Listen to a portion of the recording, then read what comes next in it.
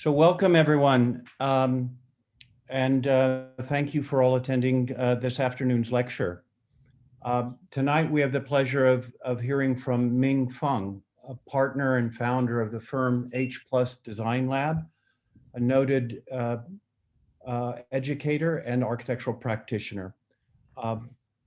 The moderator for this afternoon's lecture will be the Chair of Architecture, Dora Epstein-Jones, and I will now begin my introduction for Ming.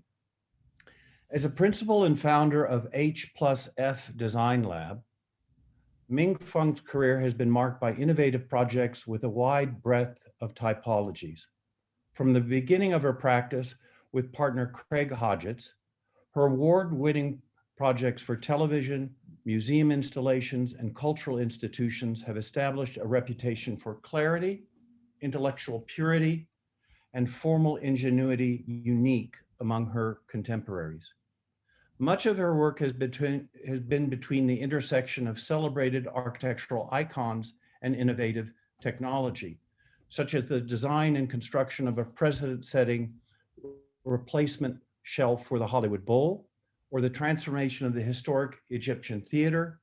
But just as importantly, she has brought a poetic sensibility to the design of important new civic structures, such as Ascend Amphitheater in Nashville, Tennessee.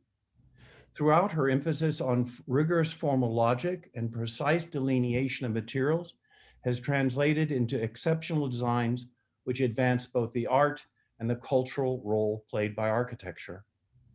As an advocate for positive change, Ms. Fung is acutely aware of the social, political, and technological context that molds architecture's role in society, and believes that an essential part of the architect's role is to look beyond the status quo. With a critical approach to the discipline of architecture and a belief in its ability to awaken the senses, Ming infuses her designs with insights drawn from her own multicultural background. Ms. Fung is a faculty member at SCI-Arc, the Southern California Institute of Architecture, where she has held the positions of Director of Academic Affairs from 2010 to 2015, and Director of Graduate Programs from 2002 to 2010. She has taught at Yale, the University of Pennsylvania, and the University of Ohio. Over the years, she has been the recipient of numerous awards and honors, including the Rome Prize Advanced Fellowship in Design Art in 1991, the American Academy of Arts and Letters Architecture Award in 1994, and the Chrysler Design Award in 1996. She has also served as a national peer for the General Services Administration in Washington, D.C., and in 2004 served on the National Endowment of the Arts Council. In 2006, she won the Gold Medal Award from the American Institute of Architects and the Firm Award from the American Institute of Architects, California, 2008. Finally, and this is a nod to Dora, in addition to her accomplishments, Ming has for almost 20 years been the higher education mentor for our chair, Dora Epstein-Jones. As I've said, Dora will be moderating the talk at the end. Please help me welcome Ming Fung in a virtual warm welcome to the College of Architecture at Texas Tech. Thank you for agreeing to lecture, Ming, and I'm now going to turn the screen over to you.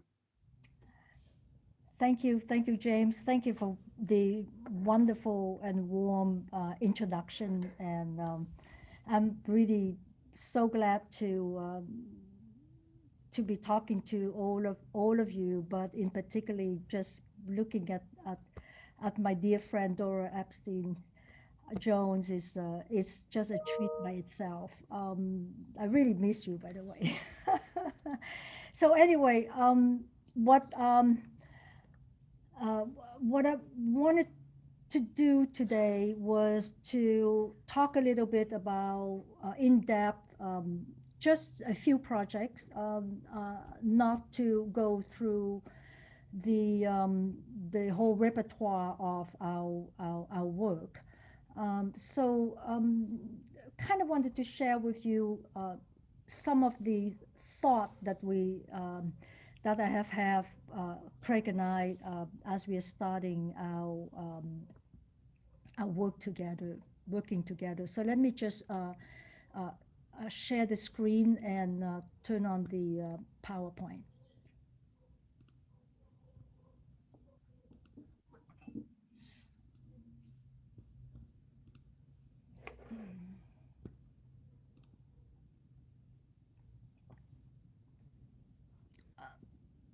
So one of the things that we have observed since we've started our practice, which is quite a while ago, is that we think that the meaning of architecture really has evolved and has gone through quite a few stages. And even more recently, I think that the art of building, which really has notably been very much depending on precedents, and all of the changes are extremely measured. Now it has become a vehicle for the introductions of new materials, new technology, we all know that, and a lot of new lifestyle. So the appreciation for what was at one time very arcane has changed and has really grown. You know, when it was more like a artistic endeavor, and sometime in the background, sometime more invisible, now has become a kind of a headline. You know, you have all the new influencer. The more time you have on the net, the more hit you get on the tube. You immediately have shown a lot of influence. So I think that these changes really have affected not only build form, but I think in many cases it really has affected the way we perceive the role of architecture, and really kind of swayed our expectation, you know, our cultural expectation as well as our expectation in terms of design and architecture. And so I think that our values have changed, or some of our values may have not changed, but I think some others have changed. And I think in this particular moment, with this last year, when we were kind of cocooned at home, we I think all of us have a lot of time to reflect and to pause and to kind of reevaluate, and so I think that although, I mean, for us, as the field of architecture is evolving, you know, in the work that Craig and I do, we continue to think about how do we synthesize everything, how we look at materials, how do we, like James say, is like, how do we change the status quo, and we have the luxury, Craig and I, to be involved in academia. So from that point of view, it allows us to experiment. It allows us to take risk, to be open, to be flexible in our research and in our practice. And this is something that I would like to share with you today. I would go into more detail on each of these projects, probably a little bit more than my usual presentation. But I just, as I was working on this lecture, I thought that as we are all sitting at home and studying we have the luxury of time to really study things in detail and um, um, to really understand how things are put together. So that's how I would like to share my presentation with you. So the first project that I like to show you just very quickly, and this is just a little kind of appetizer. Um,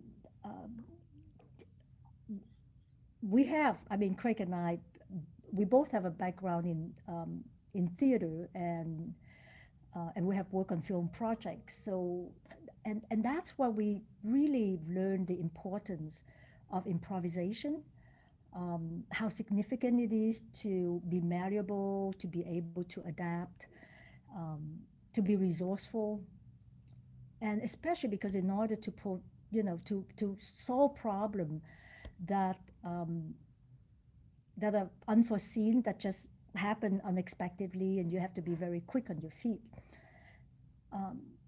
The other role, the other thing is in the film industry, the role of narrative is very important. And we find that the narrative experience as a component of design plays a very important part in our design process. And so here in particular, in the realm of the exhibition, I think the narrative is everything because it guides the whole design. So what you're looking at here is this is an exhibition which is on the unique aesthetic of the that was pioneered by the California modern designers, and it was to be in the pavilion that Renzo Piano designed for the Los Angeles County Museum of Art. So the exhibit design has to reflect the curatorial organization, which has 4 zones that describe 4 different aspects of California design history, and are seen through first the lens of those who designed it, and then of those who made it, and then of those who sell it, because it's all about selling and real estate, which is really big in Los Angeles. So the organization has a sequential narrative to it, but the problem, if you're looking at this, is that the exhibit space is a cul-de-sac. Is in an L shape, but it is a cul-de-sac, and we have to come up with a way to design that people cannot backtrack. So that's how we came up with this curvilinear design, and it's really intended to guide the viewer through a continuous and rhythmic promenade through the display of the artifacts, and so they don't have to backtrack. So what you're looking here is the beginning of the exhibit as you enter the exhibit, and you go through fashion, household object, various artifacts. The furniture is in the middle. I'm sorry, but my computer is a little bit jerky, so I do apologize in advance. This is going to happen all the time when I start picking up the mouse and start showing things on the slide. And then you would swing around here, checking out Raymond Loewy's car, and then you go around, and then you come back out, and then you leave. So what we did was deploy this helical screen, which is a contemporary reincarnation of the design principle, which was first given its form in California nearly half a century ago. And one of the biggest challenges inside the museum, Renzo Piano introduced beautiful light, but there's a lot of skylight. So all of the stripe that you see on the ceiling, those are skylight. And so the entire exhibit space was flooded with this light coming in, and we need to resolve this excessive exposure to sunlight.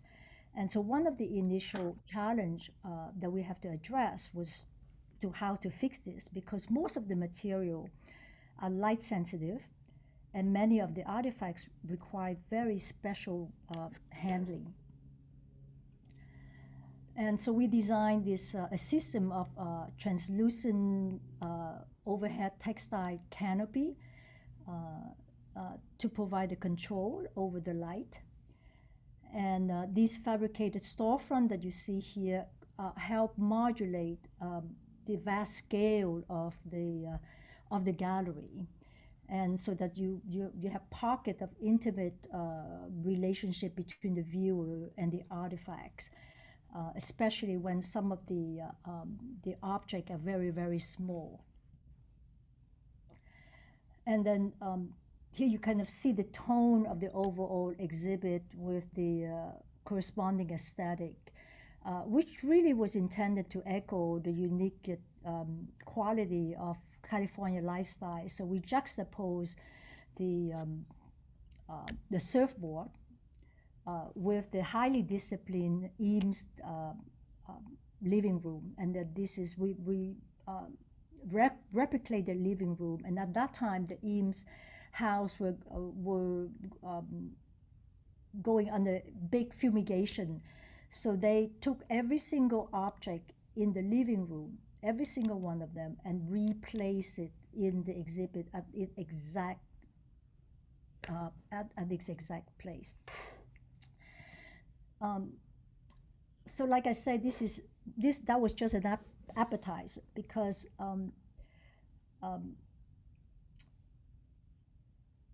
what kind of was led that thought, about how do you make places that people like to hang out? How do you define activity as well as shape? Is really at the core of everything that we do. And so this project is a performance arts center for the Menlo Atherton School in the Silicon Valley. And what we wanted to do was to re-energize the campus by creating a center which is right in the thick of the campus, not to make the building peripheral from the center of its activity.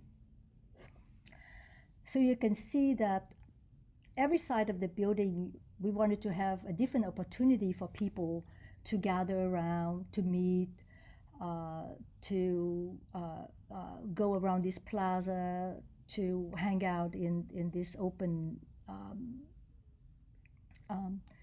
landscape area in the back. And one of the things that we thought about was also to respond to this heritage grove of oak trees. And we established a direct axis to align the entrance of the building with that grove of oak trees. So from the outset, we noticed that the street sign in the community all featured an image of an oak tree. That's like, you have the street sign, you have the oak, and you have the graphic of the oak tree right next to it.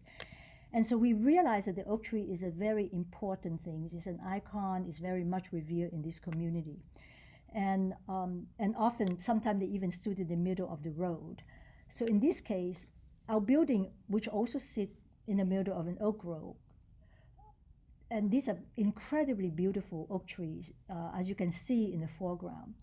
So what we did was emulate the trunk diameter and the size of the oak trees in order to create a kind of seamlessness of vertical elements that are very similar.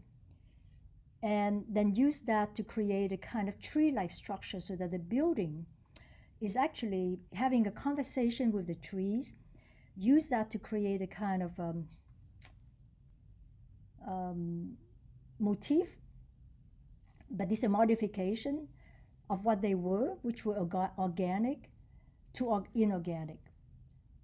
So the narrative from this grove of oak trees marked this entry to the site, and they become structural as well because they're supporting the roof of the building. And then there's the other challenge, because part of this neighborhood is that it's a very low-lying area of housing, very rich housing community. This is in the Silicon Valley, so there's no street, there's no sidewalk. And so we try to keep the building as slim and as low as we could. And so this was a metaphor that kept us going. We wanted to shrink wrap the program with the roof. And so the roof here is really cling tight to it.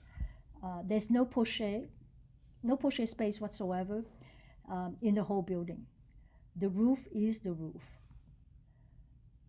It causes some acoustical problem because our acoustic engineer stated that there are noise problems with the roof transmitting noise, especially when it rains. So one of the things that we thought was to ballast the roof with very, very large pebbles. And so the pebble would break the rain and the sound of the rain and would scatter it. So you would not have that noise.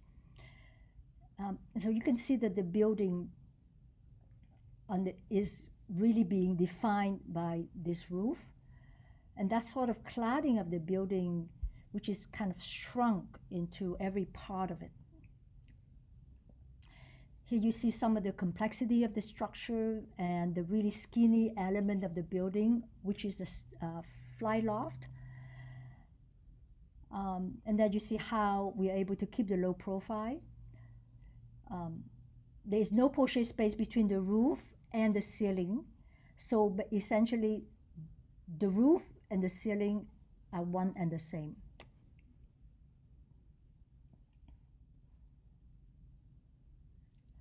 By now you can see that we consider the plane of the roof to be a major contributor to the aesthetic of the building. We really don't look at this as an envelope, but much more as a cloak that could reveal what is beneath or inside it. And all of this variation in the relationship of the folded planes really provide a lot of opportunity for meeting place, student services, and in fact, mechanical system. So right underneath here is where we put the mechanical system. In this case, sometime what you see here is the music rehearsal room, and which we wanted to lend some character to the exterior, so you can see they have different color, and we're trying to take advantage of this highly configured roofscape. So each room is shaped differently because we really wanted to give each one of them a character, and we also assign them with a different color, and we name them Earth, Wind, and Fire. I don't know if you may be too young to remember that musical group, but the students just end up calling them the blue room, the green room, and the orange room. And what really tickles me is that they told me, they said, well, some of them have their own favorite. And then to give people lots of activity to do at the periphery of the building opens up on the campus side, which is across the classroom with a deep porch that cover an outdoor meeting area. So in this case, this is a cafeteria, and the stud that comes down here, they are supplanted by a monumental table and by uplight. And here again is something that always just delights both Craig and I, because it is exactly what we wanted to see happen with our design, which is that people can just appropriate it, perfectly comfortable with it. They can use it in all possible ways. They don't have to think about this as, oh, this is a table, so therefore it's not a bench. I can just hop on it and I can use it. Now, continuing with the narrative of going around the building, so as we circumnavigate the building, you see that each elevation has a different character depending on which part of the campus it faces. Here's the ramp coming down from the mezzanine lobby at the second floor during intermissions, where you can go down and go to the green room. And back around to the front lobby, we designed a Sunken Plaza because we wanted to accommodate not only gathering but also for outdoor performance. So what you see back here is you see this tilted plane above the ground lobby. It's tilted because it needed to reflect the sound. But since this is a glass plane which is tilted, it needed to be supported by this cross beam. And you notice there's no column underneath it. I would go into that detail when we go inside. The other thing is this tube that you see coming down here. They basically, they are the downspout. And we have been very careful to orchestrate all of these different elements as they're very much integral part of the design. And so you will find that what we don't like is we don't want to segregate things. That this is a structure, this is for drainage. We wanted to visually integrate all of it together.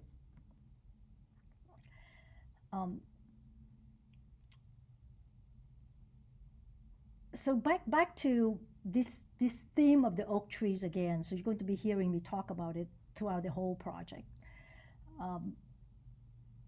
To give that sense of the treehouse, you can see that the structural elements penetrate the glass wall and reach back over the mezzanine, over the lobby.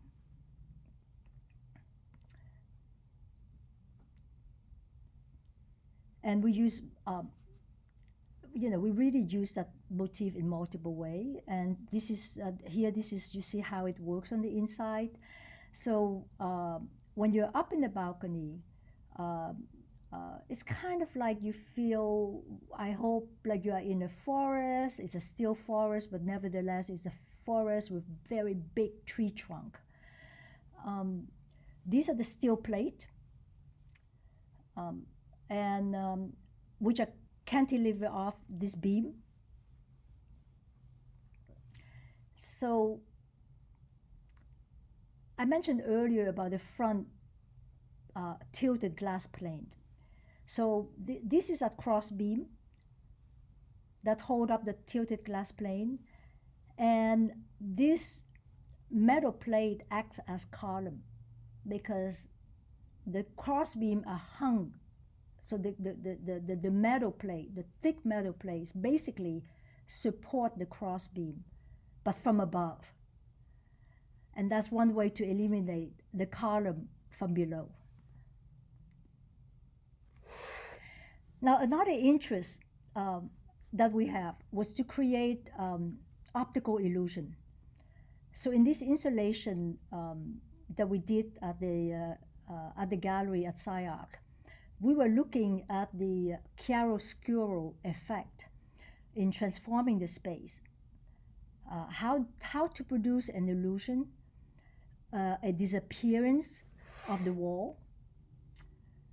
We install a waffle-thin disc, which are backlit. And so the thinness was a way for us to dematerialize the physical quality. But also we have another commentary which has to do with energy consumption. And so we wanted to demonstrate how little electricity it is needed to power the light. So we were able to do this and lit the entire room with only 1 car battery, which is that little black box that you see in the foreground. So for the Performance Arts Center, as we're carrying that oak tree theme through, and since we have a big acoustical issues in the auditorium, we experimented with ways of translating and transposing the pattern of the oak leaves into the acoustical panel. So here, this panel, you see this aperture. They are laser cut from MDF. They are not square. And we discovered that this trapezoidal rhomboid shape as penetration opposed to rectilinear penetration would give a sense of depth and that would be there. So whereas at the SIAC exhibit, we use light to create the illusion of thinness of the material, here we use geometry to achieve the illusion of depth. So those sort of trompe-l'oeil effect are what animated us as we went through putting together this internal structure. We call this boombox. In the professional parlance, they call it acoustic chambers, but we call them our boombox. And this would allow us to vary the acoustic, and at the same time, it would provide for light into the auditorium itself. So this is inside the boombox. You see those fluorescent light strip, and you can see down there at the bottom left, the kind of illusory depth, so that even though the material may be only 3/8 of an inch thick, we really wanted to change the perception of those panels into something which have more mass. And acoustic is a whole science by itself. Most of our projects really have to do with acoustic. In fact, when you design a classroom, you do have to think about acoustic. So you see back in this back wall here, you see that white curtain, and that curtain, by just pulling it either closed or open, the volume within the concert hall, which is devoted to musical acoustics, can be adapted to the spoken voice by just pulling the curtain open or closed. And this is the interior of the concert hall. The corrugated metal that you see on the roof that I mentioned earlier, that's the ceiling of the amphitheater, very thin membrane. And so this was highly unconventional for us to expose the ceiling as raw as that for a concert hall, but it worked. To further the optical illusion, we created this digital print to make the curtain look transparent when light is projected on it. So what you see here is a graphic print designed and printed directly on the curtain. it looks as though there's a lot of folds going on there, but in fact, there are none. And so what we did generate was a kind of a trompe l'oeil effect of transparency and undulation for the stage curtain, which in reality is opaque and flat. So we carry that idea of the leaf pattern of the oak trees from structural element to acoustic to a graphic idea all the way through the building, and try to make a seamless vocabulary out of it. And here's a theater at night from the front.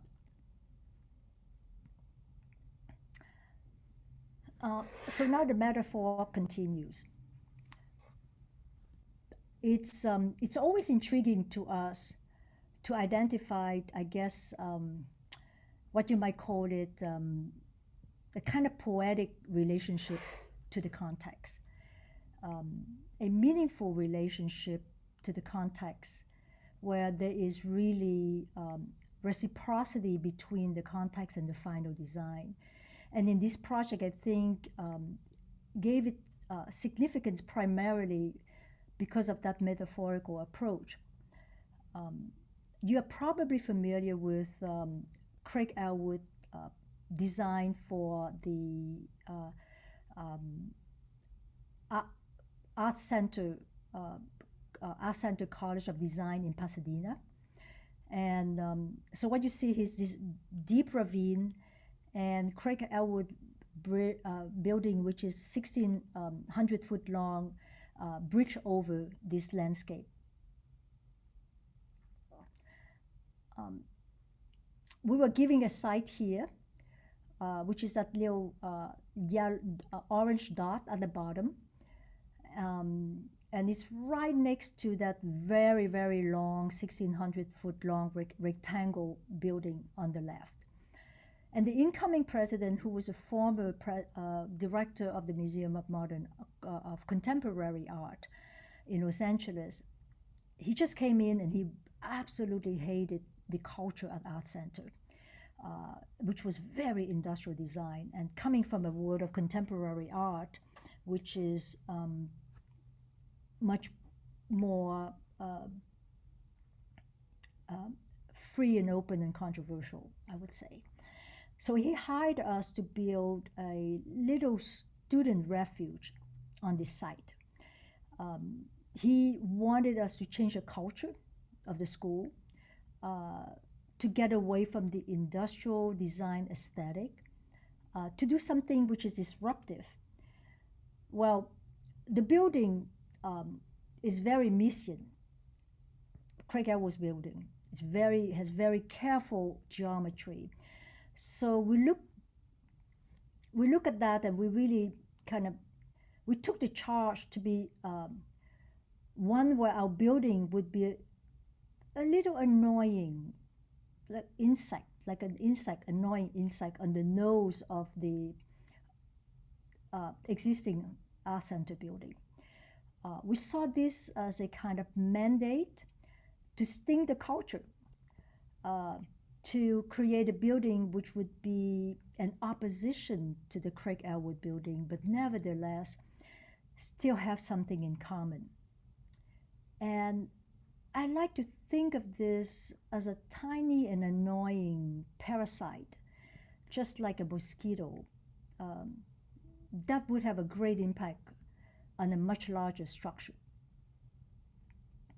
So you can see the building is rather insectile, very transparent. It's almost merged in a not too assaultive way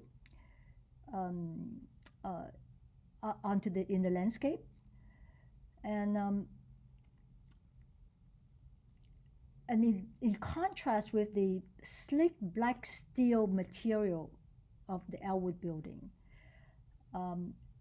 we created a highly configured space a kind of raw barn-like building made out of galvanized metal. So this galvanized metal, the corrugated siding, relate more to the syntax of an agricultural building, a harvest shed, and as such is an outdoor structure which will be exposed to the element throughout the year. The first thing that we realized was that the student very often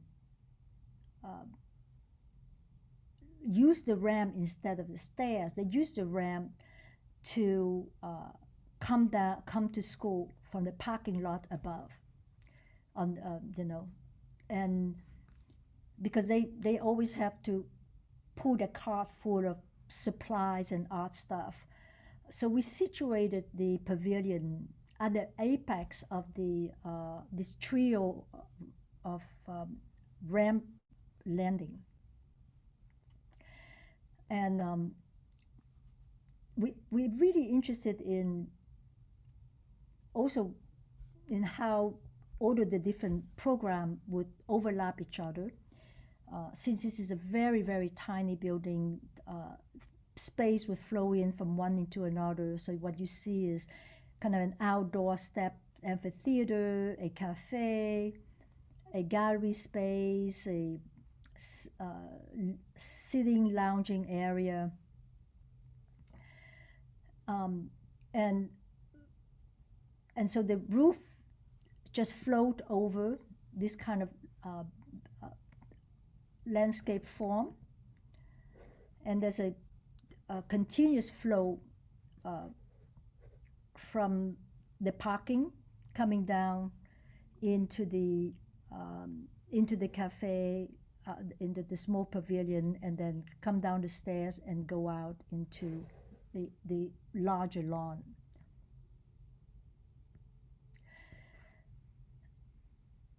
So in contrast with the notion of the Vitruvian model of architecture, which is static and immutable, we look at how we can conceive an architecture which is dynamic, which is kinetic. It's kind of a performing architecture. An architecture which is multivalent, but also analog, like the Swiss Army knife. It takes work to try to prank open the scissors or the knife. And sometimes I need another tool just to be able to get in there and pull out the right utensil that I need to use. So the idea that you have to use muscle power rather than, say internal combustion or whatever, was something that we were very interested in. So the building is very physical. It doesn't have a lot of creature comfort. It simply is the opposite of that. And fundamentally, we substitute and created kinetic element in as a different way to resonate with the art center culture. It kind of countered the digital culture of art center at that time by being very analog in its assembly of this very specialized component.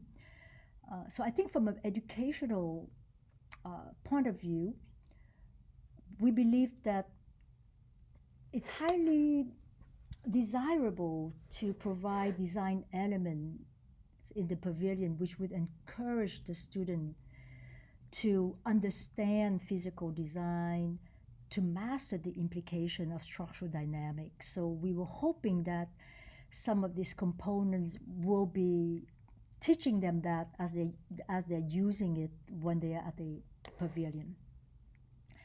So these are the 4 or 5 different elements that we were looking at. One is a sliding gate, a large sliding window at the bottom, a pivot gate and then a pendulum door that would close the cafe. So for example, if you pivot the gate, if you close the gate, pivoting gate, the slide the gate open, door close, and the sliding door close, then you can and close this area in the evening. So this is the that very large pivot door, which is designed to vary the spatial character of the gallery space, so that the space would flow without interruption into the amphitheater below. And then it can be closed at night. This other thing is this very large trapezoidal glass facade. It's a window, but it's like the entire facade of this on this side, and it can be operated by a hand crank, so you can close it when the weather is when it's raining, or you can open it when you want to have some airflow through. It is not motorized. And so you see this telescoping tube here that guide the wheel as you crank the window open.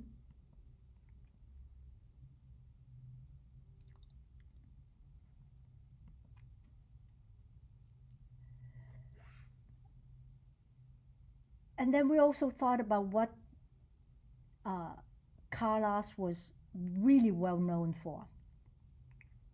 And it is, they fetishize automobile design.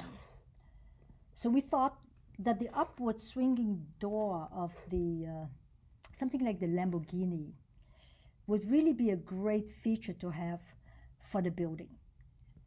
And so at the cafe, which is inside the building, we work out this geometry which allow us to pivot the door, and that also would serve as a signal. And so we thought, well, maybe we should make it something like a semaphore that exists in train track. So when the cafe is open, the art center door, which is painted orange, which is the color of the school, would be visible when you enter the park, when you drive into the parking lot, and you would know that the cafe is open. The mechanism is actually pretty simple. Here you can see that the diagonal hinge was counterweight. So the block, that big steel block that you see with the threaded rod, which adjusts the weight of the aluminum door. So contrary to that large trapezoidal glass window that you have to use much muscle power to crank open, here with just fingertips you can pivot the door open and create the semaphore and open up the cafeteria. Here is in its closed position. When the cafe is closed, when the place is closed with the pivoting door, is when it's open. And so there is a parallel with the industrial design process, which, you know, perhaps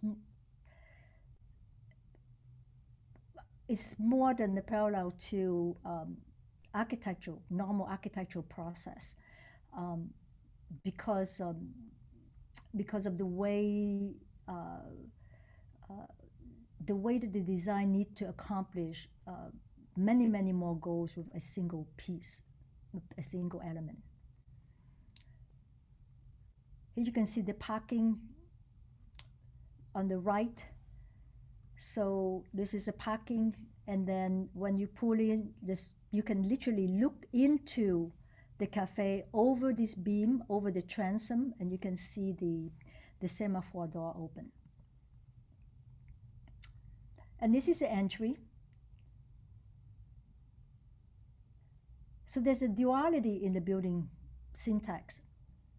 Element like the semaphore door, which is highly polished, highly refined, like industrial design product, which are, and then they are juxtaposed with something much more elemental, like a strut, a structural strut, exposed galvanized metal.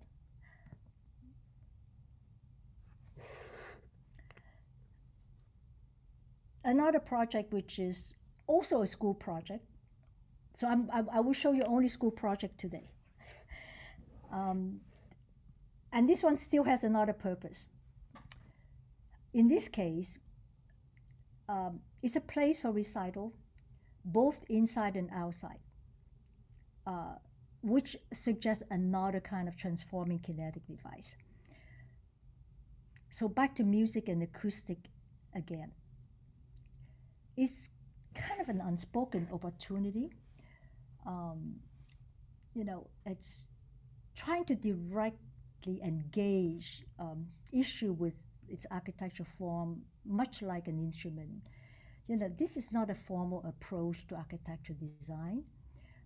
It's more of an approach of creating and thinking of building as a tool to motivate certain interaction. And so I put this slide up here because here is this thing which is very ordinary. It's a violin bridge. But it is instrument because of its resonance response to the vibration of the strings are very calculated. So it's not just a simple block of material between the body of the instrument and the string. It has very specific acoustic quality, the shape of it, the curvature, the thickness at the bottom, the thinness at the top. And likewise, the violin body also have specific acoustic quality. The thickness of the wood is relative to the resonance of the cavity of the violin. So this is a diagram that shows different areas that resonate to different frequencies. And so these are our studies. We did this in to look at various resonance and evolve a form of a building, which ended up being a monocoque from a structural point of view. You can see the flaring and the flatness of the monocoque.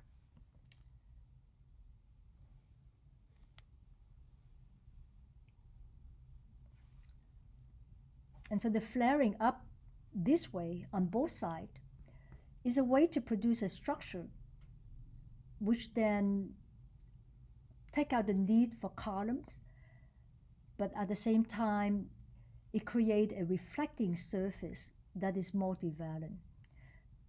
A surface that really captures a lot of different frequencies of sounds and send those frequencies back in a much more chaotic way, which is good, rather than a linear way, which is what happened mostly in concert hall.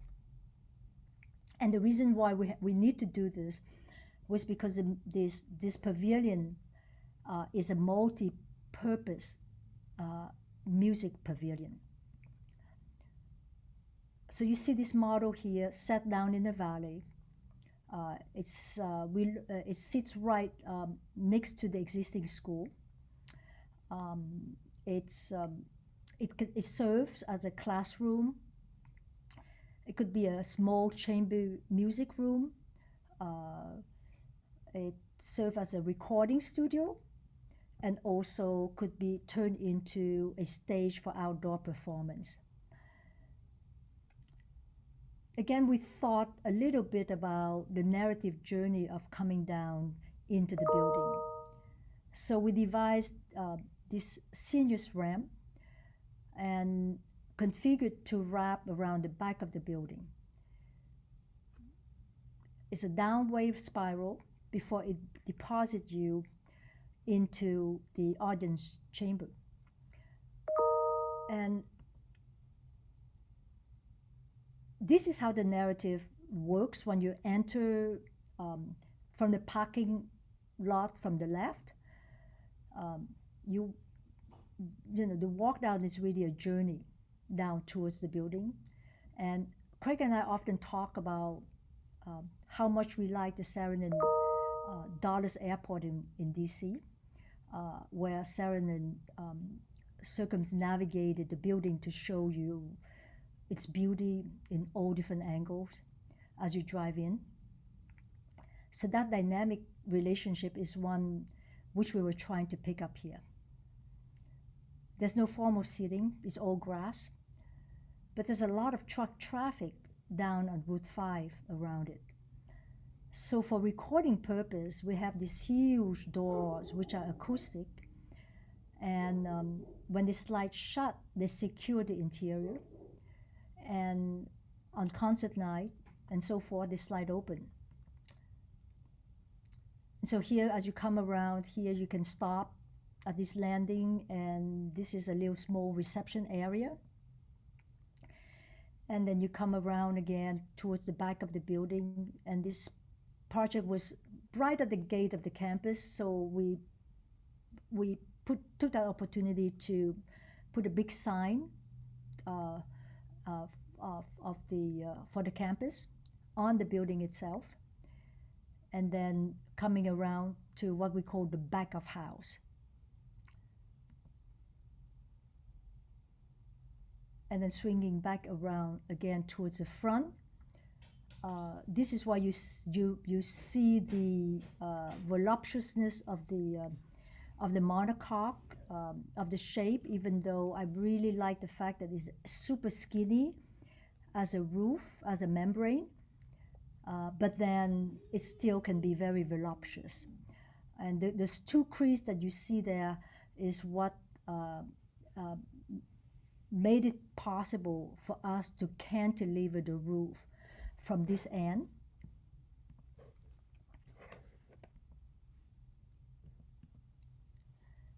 So this is the foundation, and this is cantilevered from here all the way to the other end, and there's no column on the end to support this monocoque. And then, of course, on the inside, we have to resolve all different kind of acoustic problem, air, sound, pressure, and it really we had to provide this glass window over the clear story that can open out, and I would not want to bother you with too much technical details here. But similar to the Performance Arts Center at Menlo, we like to see the roof as a kind of free body that is not supported and that has a big span on the inside, so that the large steel structure that you only see here is the one that holds up the two sliding door, which also become a proscenium for the stage when you have an outdoor concert.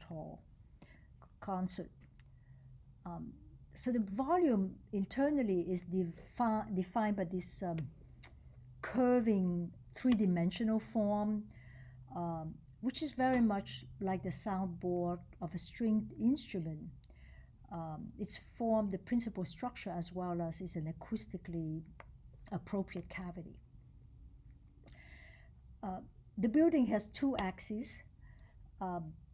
One, which is the long axis, is for chamber music and for class when the doors are closed, and then it has a cross axis when the door is open for outdoor performance, and it will also work from the acoustic point of view as well. What you see in the back, those tubular sound diffuser in the back wall, and also as it come up on the ceiling. These are regular standard items they just happen to have the right curvature. We found them. They come from the, what we call drum. They are plywood drum used for printing cardboard. So they're discarded after they get they get used. So that was another way for us to think about how do we recycle materials, recycle building product, building materials, and use them. And in this case, it happens to be printing drum roll. And here is the concert for opening for concert night.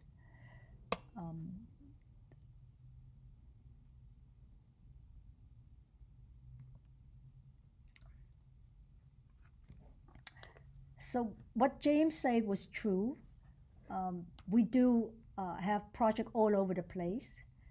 And I'm on my last project, but I wanted to know if I should stop here because I think we only have 1 hour. And I think I am reaching my hour. Yeah, you could. I could stop and we could start talking. Sure. Okay. We save this for next time, Dora. So you're done? No, I just have one more project, but that's okay. Which project is it? The Jesuit. Oh, well, go fast. Show it. I'm sure that just go fast, and then we'll have time to talk. But just show it. Yeah, that's beautiful. It's a beautiful project. Okay, so I go fast. So this is a chapel for high school, a Jesuit high school up in Carmichael in Northern California, and it turned out, Craig and I, we are not Catholic, but it turned out the Jesuits are the most liberal, intellectually liberal in the Catholic Church. And they just bought this site adjacent to the school, and they needed us to design a chapel. So the first thing that we did was to really look at designing a master plan, taking into account the sightline from the highway above, linked to the campus, and thinking of a sacred and profane circulation. So we recognize the axis of the grove below. So the chapel is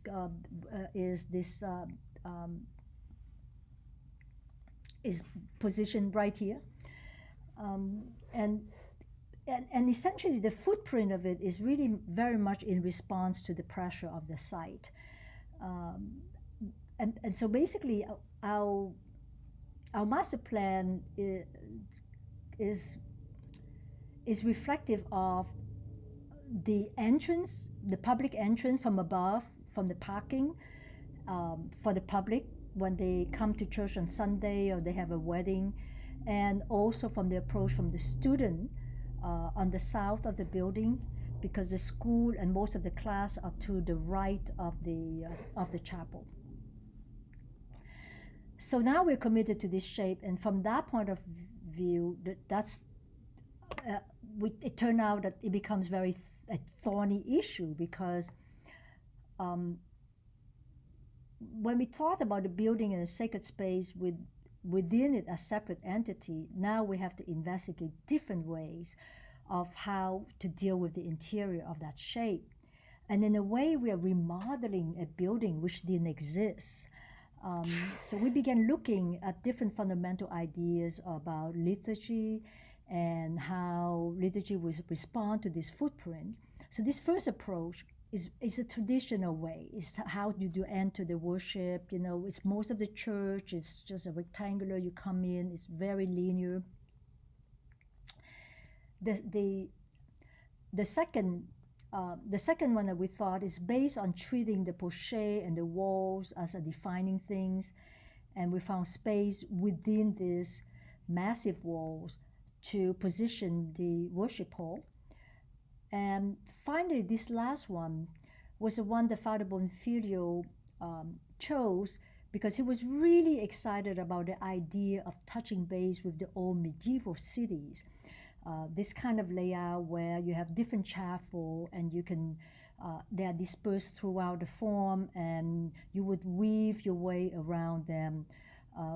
And there's not a formal entry into the worship hall.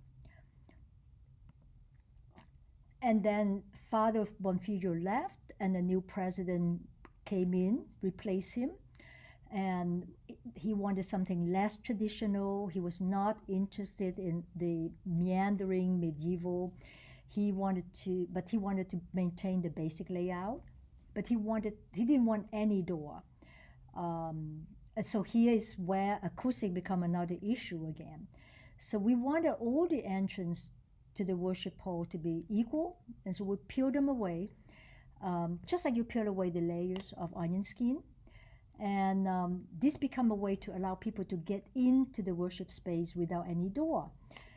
The design is based on geometric principle, which date back to the beginning of sacred architecture, arc, axis, alignment, all of that has been carefully orchestrated. But we still wanted to have an aspirational silhouette, and we needed to marry these two motifs together. So the single planar surface, which is a roof, also formed the sidewall.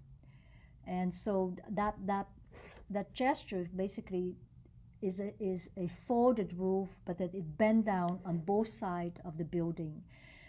And it formed an articulated shelter for a more specific character of the program underneath. And then we have to deal with the earthquake, so I will talk about the earthquake a little bit later, but this is a seismic brace because to support the roof.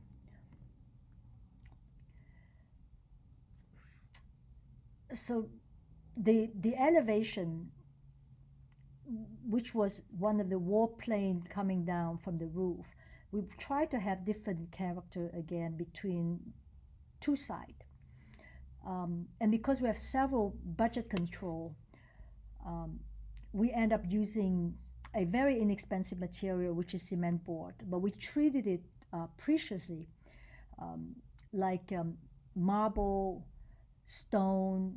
We wanted to orchestrate the form of the cladding to create a texture which has a little bit more, more weight, more mass, more gravitas than the cement board.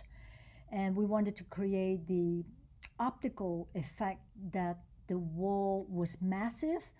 And in order to do that, we create this pocket that you can see, this color pocket of fenestration but the opening actually do not occur on this surface. Because we wanted to create, again, that notion that these fenestration are not in the front, but they are behind, so there's a slit. So the light would come in a kind of labyrinthian way, say, to finally introduce light into the building, kind of shards of lights into the building. Here you see the seismic bracing on the south-facing wall, and then as we move to the front, the public front of the building, this is why it's culminate into that aspirational gesture towards the front. And at the public entrance, we mark this apex with by creating this floating roof plane, because it was important for us to have this void underneath, and below that, this is the Lady Chapel, and which is separated from the roof with some clear story that would allow for light to come into the sanctuary. So this is the entrance into the chapel, into the ambulatory. It's depressed. It has a very, very compressed space, low ceiling. Here is where you see those small shards of light coming through. And the volume expanded up in this high semicircular ambulatory way. We are very interested in the play of light and shadow on the interior surface. So like this curved wall, which are at the entrance of the sanctuary. And because we didn't have any door to close off between the worship hall and the ambulatory, we lined the curved wall with with this acoustic slat. And so that what you see in here above, the air conditioning duct, and below is the acoustic treatment. And again, similar to MAPAC, the Performance Arts Center, it is important for us to find ways not to segregate things again. So, you know, not this is air conditioning, this is acoustic, etc., etc. But it's to find a vocabulary that can feel and that can, you know, can feel the purpose that we wanted to do. So here the emphasis that we see on the south elevation of the roof to act as a shelter make it necessary for us to have the seismic bracing. There are two reasons behind that. First, we wanted to have a very open it up so the entire facade is a glass wall, which of course is a big problem because it's facing south. So 5 feet 6 above, you see that those gray panels, those are high efficient glass wall. They're still transparent, but below are the really, really transparent at the 6 feet, 7 feet level where you at eye level, so you can see directly into the ambulatory. And it was important for us to have this access and this transparency because this is where the student, when they come into school from the parking, they would walk by the chapel on this side of the building. And those colored box that you see there are basically colored after the season of Catholic liturgy. And sorry if this is a little bit fuzzy, but this is to explain how we are able to achieve that, because we have to devise this light box in order for the glass on the outside not to be black. And what you see, what the seismic bracing is, which is on the left, the first layer is a glass layer with 50% colored frit dots, and the second layer, which is that red layer, is a colored filter, glass filter. And by doing that, we were able to achieve something that is render the stained glass colorful on the exterior and not black, which is true in most cases. Like if you go to Notre Dame, you stand on the outside, the stained glass look black. Most churches looks like that. And by creating that kind of box with the color frit, we were able to modulate the light so that the frit would reflect the color on the glass on the exterior, and the sunlight would go through the frit, go through the filter glass second layer, and then illuminate the interior space. And so that's one of the things that we were interested in doing is to see how the season, the color of the Catholic liturgy would animate the ambulatory all throughout the day, starting from the morning. And finally, this is that second entrance, which is on the campus side for the student. We designed this as a portico, as a gathering space with 2 benches on either side. So it's a much larger than just an entryway. And that's how it looks like at night. And I just close this with a question. What is a portal? Does it have to be physically lead to another space? Or can it act to open to a new experience? Our work often exists in the space between those 2 extremes. Thank you.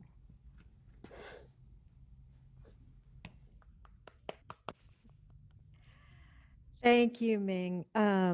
The work is always beautiful, and I just want to say to those watching that this is just a tiny selection of the work of a very busy, prolific office over a number of years. I'm watching this, and I know that you've pulled certain ones, your education ones, your ones that were at schools, and I think that's kind of the first point to engage you on, is that all of this work tends to also coincide with the fact that you are a full-time, overtime educator, and was ACSA president, which is not in your bio, in addition to all of this full-time educating.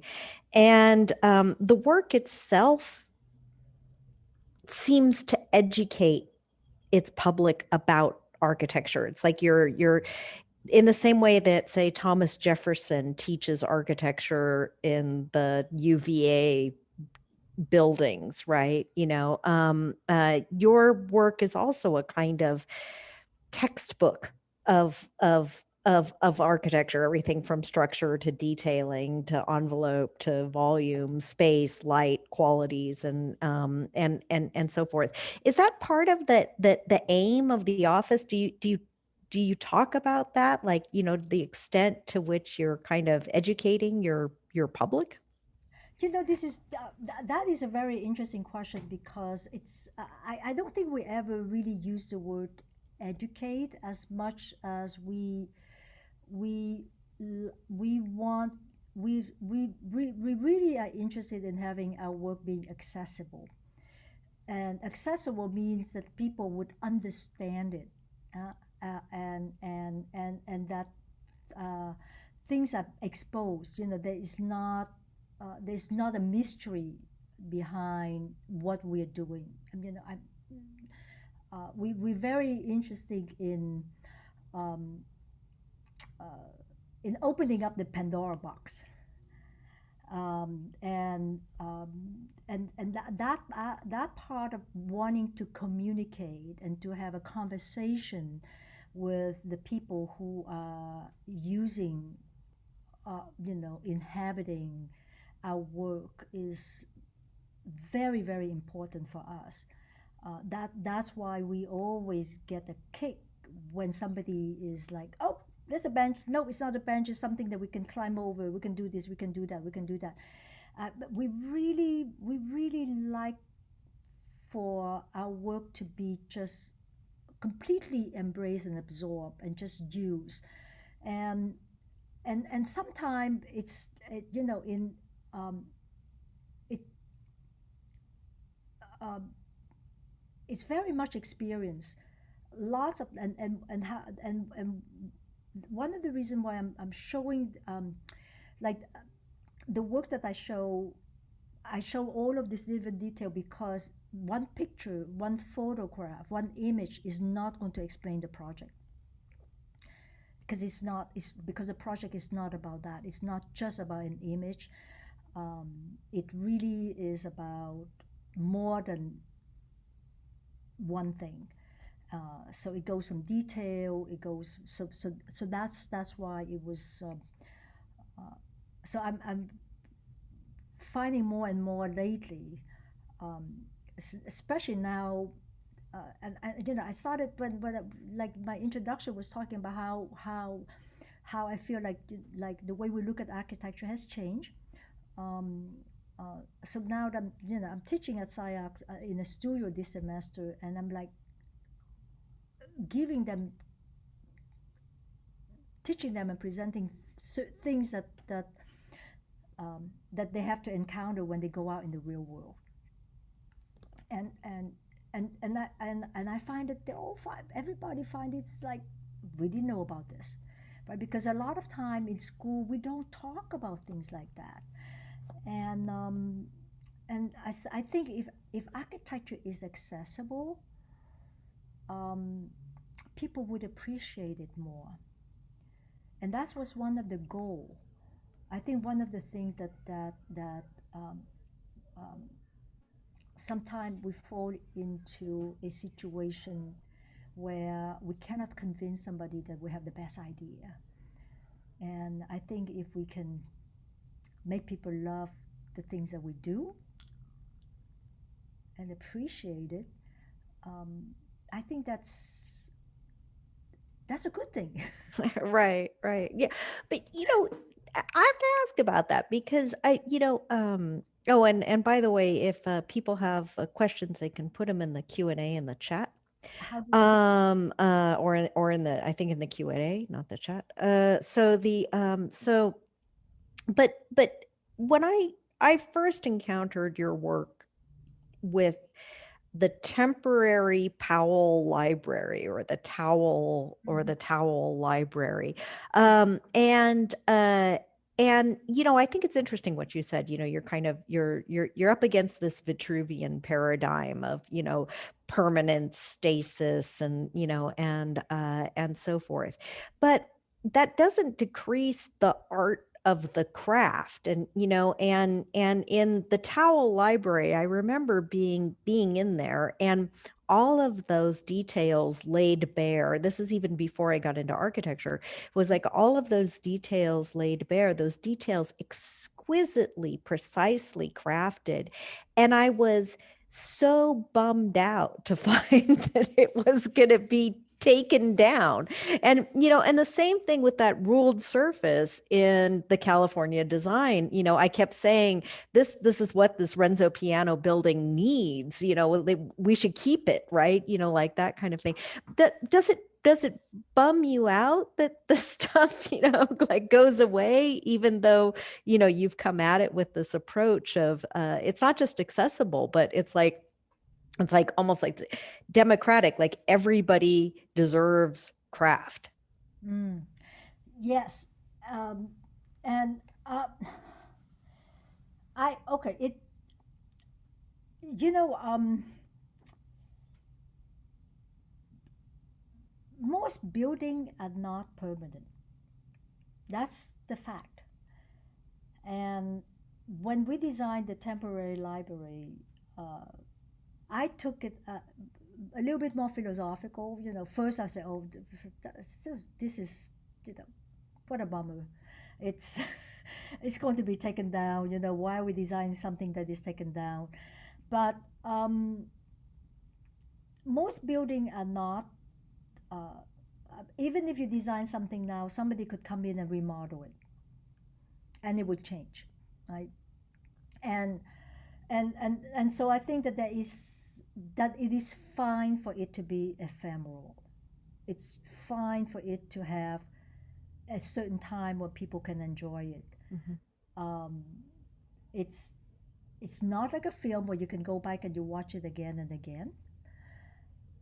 You only have the pictures and the memory of it, that's why it's not the same, because architecture is about experience. I think that when we look at a building, it's never the same than when you go there. So when I travel, it's always a pilgrimage to go look at architecture. Always, always, always. And I'm always surprised when I see a building that it's not quite what I understood in my history class.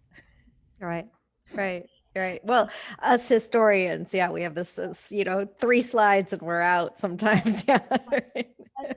No matter how many drawings and precedents and diagram and how we analyze it and everything else, you still you experience it very differently. So I'm sorry, I know that I'm sidetracking from your No, question, no, no. Yeah. What was there something that you wanted to add to that? but I think it's the the craft is coming back though. Mhm. And I think that the new craft is equally interesting, right? It's we can print a special nut, a bolt, or a connection. Right, Alex right. did that at SciArc. Yeah, and an accompanying interest in the theory of craft, right? That's just that's just as important as part of it. Theories of what we've had shows of details, right? Like and discussions of details. There's a question in the chat from our faculty, Charlie Ogeen. He says, "Thank you so much for the lecture. The work is absolutely brilliant. I really appreciated the way you spoke about this time as a way to slow down and consider the way that things are put together. I also love your project that forces a physical interaction with the doors, which reminds me of Eliel Saarinen super heavy cast bronze doors at the museum and library at Cranbrook. Ming is more than familiar with those. Just hoping you could meditate on the use of material in your work and how they're used for those intrinsic properties as well as the relation to the occupant." Thank you. I have to tell you that I don't know how to get to, oh, question. Mhm. Got it. Oh, now I know how to do it. Thank you, Molly. That was not a question though. Okay. Well, but this use of material, I mean, it's part of this craft. It's part of that phenomenological interaction, the kind of haptic interaction that runs through all of your all of your work as well as all of your teaching. I've you've always had a kind of clear, comfortable relationship to the materiality of architecture. So I mean, if you could talk a little bit about how that's content for you. Um, I I think that material for me is like um, um, when we use a material, we are looking at the material for its particular meaning. Mm. So it's not only about how you put it together, how you detail it together, um, uh, or how you express it in its purity. It's we are not looking at that, and we are not looking at material and as a venerable material. Um, we are finding the material for its meaning for a particular um, situation, a particular condition for that one project, for that one site, for that one purpose. Um, and that's very, very purposeful from that point of view. So when I was talking about the arts, when I was talking about the art center, it was a direct commentary to the Craig Elwood building, right? Um, when I'm we are forced to use a certain material that we think is not appropriate, just like in the Jesuit, because we don't want it to build a stick building for a chapel. We want this chapel to have some kind of gravitas. And we are thinking about, church most, in our way, because they wanted to have stone and masonry, except they couldn't afford it. Otherwise, I say, let's just build it out of steel. There's nothing wrong with building a chapel out of steel. I'm not saying the chapel shouldn't be, but because they wanted to build it out of stone, then you wanted the material to reflect that. So you have to find a trick to make it appear that there is a certain thickness to it. So therefore the crafts come in before the material. Right. Right. That's interesting. That's interesting, right? Because but in modernism, it was kind of the other way around, right? There was a material, and you asked the brick, right? Right. Exactly. Yes, right. Yeah, and that's very different. But then again, it's that craft, that I think is just really, appealing. The other thing that, and I'm just going to go ahead and tag onto this. The other thing that I think that's been an interesting challenge in your work, theoretically outside of the work, is the sense of it's public, right? I would say that the work has a fairly California aesthetic. I think you guys have been, more or less accused of that a couple of times. But I think it's similar to some of the considerations that we, experience here in Texas, which is that there's a public that needs shade, that porticos and,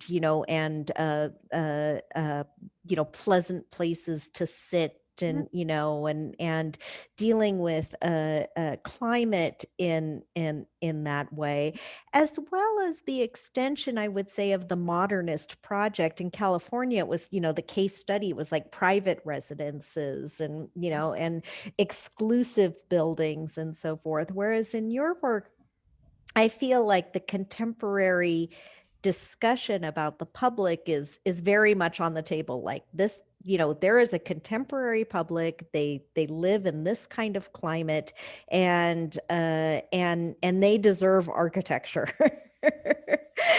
you know and I think of your work as very democratic in that sense, right? Like these big, especially the porticos, and the ways in which there's always a kind of welcoming arm of these of these buildings. And I can imagine that there are discussions in the office about like, who is it for?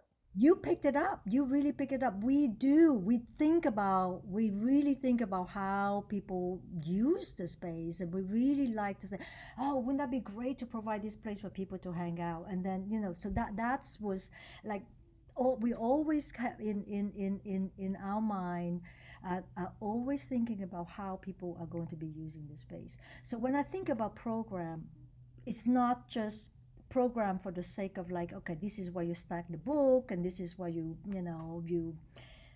have sitting or whatever, but it's more at the granular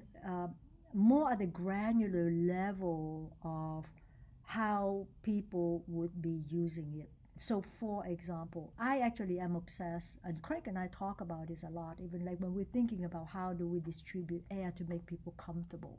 Mhm. We say, you know what, if you distribute air that come down from the floor, you get warm, your feet gets cold really fast. So how do you make people comfortable? So you kind of think in terms of how people behave, and what makes them feel good, what makes them feel uncomfortable. It's not like we are always want to make everybody feel uncomfortable. I would love to design a space, but so like one of the challenge with the chapel that I didn't have a chance to talk about was that we talk endlessly about how can you create a space where people come in and they're quiet and they're not going to, and then these are a bunch of kids in high school. So how do you modulate the behavior so that it goes from being really excited, just running out of class, having to go into the chapel? You have to kind of essentially decompress energy um, to walk into a place where you then quiet down. So, that's spatial,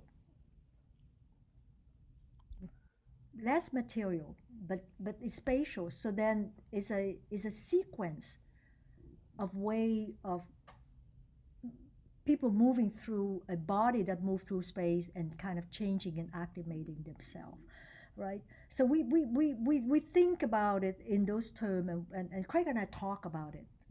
We talk about how can we how can we design that to allow for that.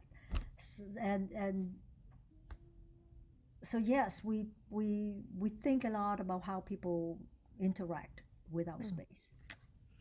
And I mean, and that has also gone as you as an educator too, is this kind of constant tuning, and making accessible, and creating a place of equity. And so I'm going to wrap up, and just thank you, Ming. I wish we were all together. Obviously, we have I always owe you dinner.